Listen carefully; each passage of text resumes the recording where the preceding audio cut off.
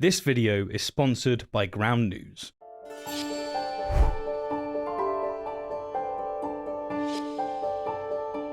In the United States, the potential re-election of Donald J. Trump in 2024 casts a long shadow over the future of global democracy. No longer the outsider he once was, Trump has metamorphosed into an emblem of a movement that seeks to fundamentally reshape the nation. The groundwork laid during his previous term has not only emboldened his vision, but also galvanized a fervent base ready to see it realized. If he were to lose again, what would that mean for the country in your estimation? We'd have an uprising. There's too many people that are ready to go now. When you say, what does that mean? Can you be specific? Civil war. Civil war. His rallies are not merely political events, they are spectacles that draw thousands, pulsating with energy and unyielding loyalty. What began as a candidacy dismissed by many has transformed into the defining force of the Republican Party. Trump is no longer just a figurehead, he is the axis around which the party spins. As if this wasn't already enough, among many evangelicals he is hailed as not just a leader, but as a prophetic figure, an anointed instrument destined to restore a particular vision of America. On June 14th, 1946, God looked down on his planned paradise and said, "I need a caretaker." So God gave us Trump. This spiritual endorsement amplifies his influence, intertwining politics with a fervent religious zeal.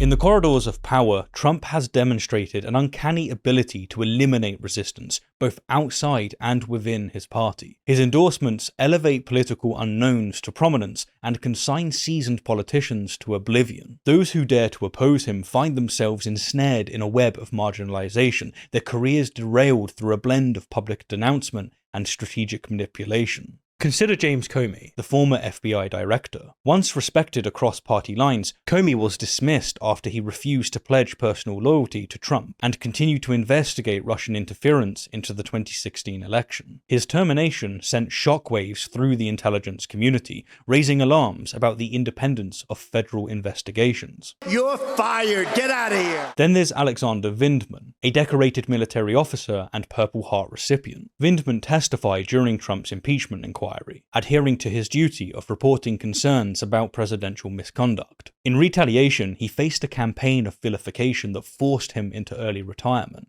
a stark warning to others who might place duty above loyalty. You're fired! Marie Yovanovitch, a seasoned diplomat and former US ambassador to Ukraine, was abruptly recalled following a concerted smear campaign. Her commitment to anti-corruption efforts clashed with clandestine political agendas, leading to her ousting. Get rid of her. Hooray. One of the first things. Get her out tomorrow. I don't care. Get her out tomorrow. Take her out. Take her out. Her treatment underscored a troubling disregard for the expertise and integrity of career public servants. You're fired. And then there's Dr. Anthony Fauci, the nation's leading infectious disease expert, who became a household name during the COVID-19 pandemic. Yet, when his scientific guidance conflicted with Trump's narratives, he was publicly undermined and sidelined. We don't know everything about this virus, and we really better be very careful, particularly when it comes to children. And then I see the disinfectant where it knocks it out in a minute, 1 minute. And is there a way we can do something like that by injection inside or almost a cleaning? Decades of experience were cast aside, contributing to a fragmented and politicized pandemic response that cost countless lives. You're fired! Get out of here! Before we dive into the details of Project 2025 and the implications it holds for our future, let's take a moment to highlight something positive amidst the chaos. A few weeks back, I spoke about the slow but steady increase of LGBTQ+ rights in South Korea. Well, here's another win. South Korea's Supreme Court has ruled that the state health insurance agency's refusal to provide spousal insurance coverage for gay couples violated the constitutional principle of equality. That is, at least, according to Fox News, the very platform that's given Jordan a mic to air his grievances. Now, I've praised Ground News in the past and I've shown you many of its features, but here's one I haven't yet shared. This little bar across the top is Ground News' browser extension. Like their website and app, it instantly gives me key information about the news source I'm visiting, including its bias and how frequently each side of the political spectrum is reporting the story, which, in this case, is lacking for the right. By clicking on full coverage, I can see that Ground News has analysed 53 sources, enabling them to present the key information concisely. Scrolling down, I get a clear sight on who precisely is reporting the story, the narrative they're weaving, and their factual reliability. Ground News provides this analysis for all breaking news, meaning that I get the same story from different perspectives, helping me understand the full picture. I honestly can't recommend Ground News enough. If you want to cut through media bias and, indeed, help the channel grow, then please head over to ground.news/rationality to get a whopping 40% off. That's right, 40% off. Facts matter, and we need to bring them as we dig into what Project 2025 is really about. You won't have to vote anymore, my beautiful Christians. I love you, Christians. In 4 years, you don't have to vote again. We'll have it fixed so good you're not going to have to vote. You're not going to have to vote. Within the Republican Party, Trump's influence has been equally transformative and unforgiving. He has redefined party loyalty to mean unwavering allegiance to him personally, rather than long-held conservative principles, with those faltering in this loyalty facing swift retribution. Jeff Sessions, once a staunch supporter and the first senator to endorse Trump's candidacy, was appointed Attorney General. However, after recusing himself from the Russia investigation, a move rooted in legal ethics, he fell from grace. Trump publicly disparaged him, leading to his resignation and signaling to others the cost of perceived disloyalty. You're fired. Liz Cheney, a prominent conservative and daughter of former Vice President Dick Cheney, was ousted from her leadership position in the House after she vocally condemned Trump's role in inciting the January 6th Capitol riot. Her steadfast stance on principles over party allegiance isolated her within her own ranks, culminating in her eventual loss in the primary elections. Dictatorship. Is that what we would have if we re-elect Donald Trump?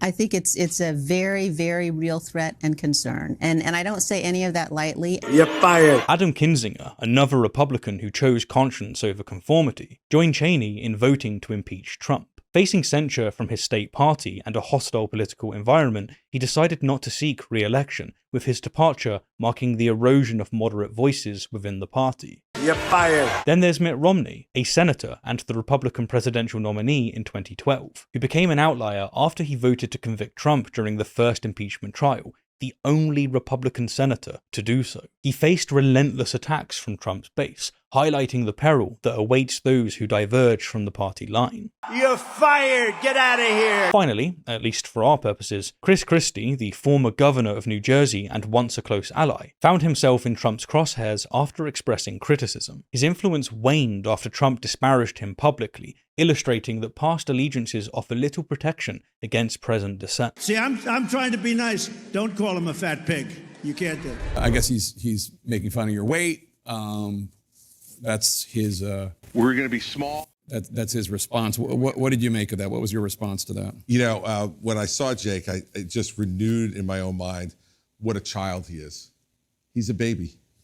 Whenever you want to criticize him, in any way, that's the way he responds. And if we had a child who conducted themselves like that, we'd send them to their room, not to the White House. You're fired. Trump has remade the Republican Party in his image, and his legacy extends far beyond political maneuvering. It is cemented into the very fabric of the judiciary. By appointing 3 Supreme Court justices, Neil Gorsuch, Brett Kavanaugh, and Amy Coney Barrett, he has secured a conservative stronghold that will influence American law for generations. The overturning of Roe v. Wade epitomizes this shift, dismantling federal protections for abortion rights and fulfilling a long-sought goal of religious conservative activism. This realignment has far-reaching implications. From enacting restrictive abortion laws to challenging LGBTQ+ rights, the court's decision reflects an agenda closely aligned with the religious right. Trump's ability to shape the judiciary has fortified his base, providing tangible results that energize his supporters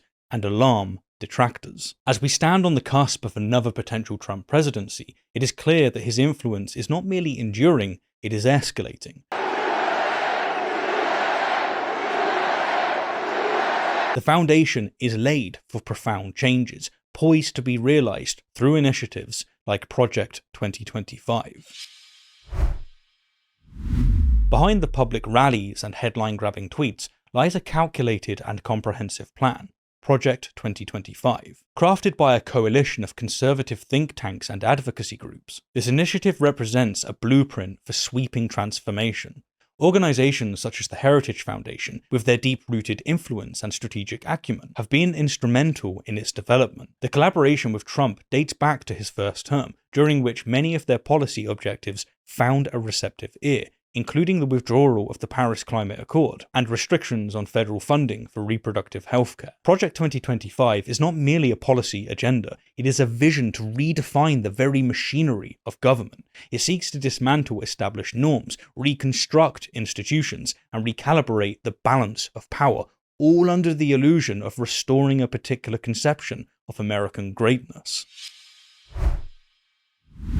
While a full exploration of Project 2025's impact awaits further discussions, we're here at least grasp the scope of its ambitions. Trump's presidency envisions an overhaul of the civil service, advocating for the dismissal of thousands of federal employees to be replaced by individuals that are aligned politically. You're fired! This move threatens the merit-based system that underpins the impartial and effective government, risking the entrenchment of partisan interests within the very agencies meant to serve all citizens. Bolstering this, the project seeks to expand executive power, concentrating authority within the presidency at the expense of legislative and judicial checks. Such centralization undermines the foundational principles of separation of powers, edging the nation towards authoritarianism. In matters of privacy and surveillance, Project 2025 proposes exploiting executive powers to conduct warrantless data collection on Americans. This encroachment on civil liberties raises alarms about the potential for misuse against political opponents and marginalized communities. After all, it's a directive that other authoritarian leaders have enacted with devastating outcomes. The dismantling of federal agencies forms another pillar of the plan. Targets include the Department of Education and Environmental Protection Agency,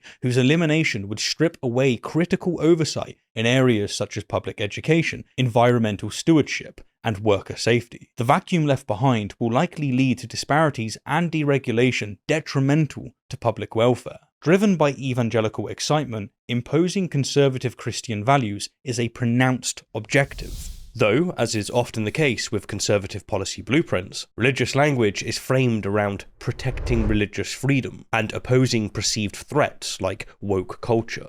By eroding separation of church and state, legislation would reflect specific religious doctrines, affecting policies on marriage, reproductive rights, and more. This shift challenges the pluralistic fabric of society and the constitutional protections afforded to religious freedom. Fueled by an extreme interpretation of Christianity, the project aims to restrict LGBTQ+ rights, proposing a rollback of anti-discriminatory measures and permitting businesses to deny services based on sexual orientation or gender identity. Such actions threaten to legitimize prejudice and deepen societal divisions. In the realm of reproductive rights, Project 2025 advocates for the reversing of the FDA's approval of mifepristone, a medication used in medical abortions. By resurrecting the antiquated Comstock Act to ban abortion-related materials from postal services, it seeks to make abortion access nearly impossible, even in states where it remains legal. Environmental policies are slated for regression, with plans to defund climate initiatives and promote fossil fuel interests. This not only reverses strides made towards sustainability, but also disregards the urgent global imperative to address climate change. Censorship in education services as another troubling element,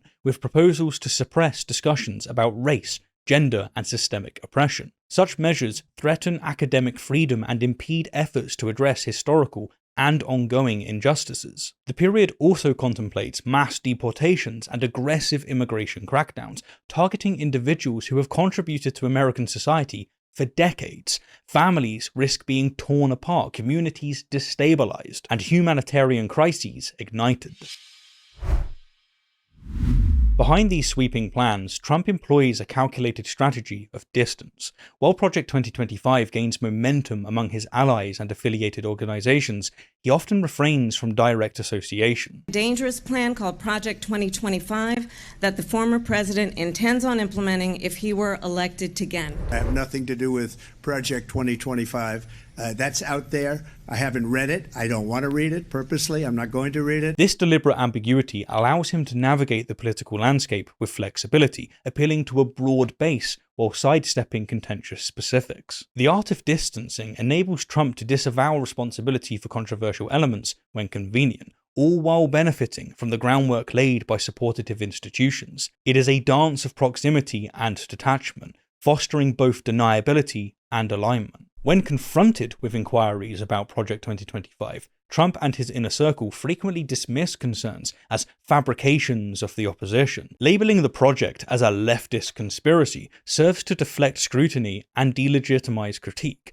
The tactic not only shields the agenda from examination, but also reinforces the narrative of victimhood and persecution that galvanizes his base. By casting doubt on the very existence or significance of Project 2025, Trump maintains control over the discourse. It is a method of obfuscation that hinders transparent dialogue and impedes the public's ability to fully grasp the potential implications of his return to power.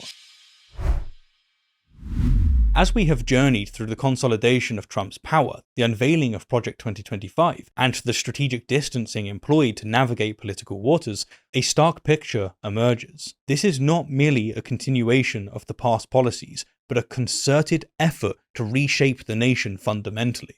Make no mistake, this time it is different.